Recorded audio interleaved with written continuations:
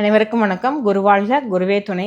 பொதுவாக குருவை பற்றி 12 பாவங்கள் நம்ம பார்த்தோம். இந்த குரு என்னென்ன விஷயங்கள் தருவார் அப்படின்னும் பார்த்தோம். குரு ஒரு ஜாதகத்தில் வலுவாக இருக்கணும்னா சில ஆலய வழிபாடுகள் இருக்குது. 12 பாவங்களுக்கும் சிறந்த கோவில்கள் இருக்குது. அதே மாதிரி தான தர்மங்கள் இருக்குது.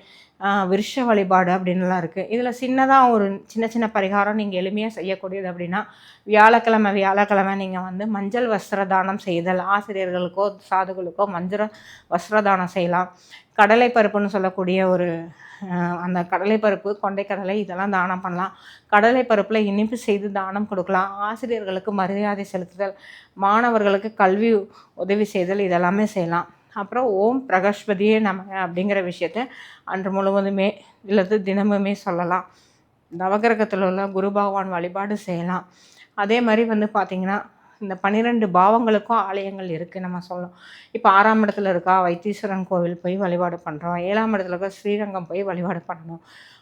1ஆம் இடத்துல இருக்கா அப்போ வந்து அதுக்கான வழிபாடு வந்து நீங்கள் ஆலங்குடி போய் வழிபாடு பண்ணுறது அப்படிங்கிறது 12 பாவங்களுக்கும் ஆலய வழிபாடுகள் உண்டு.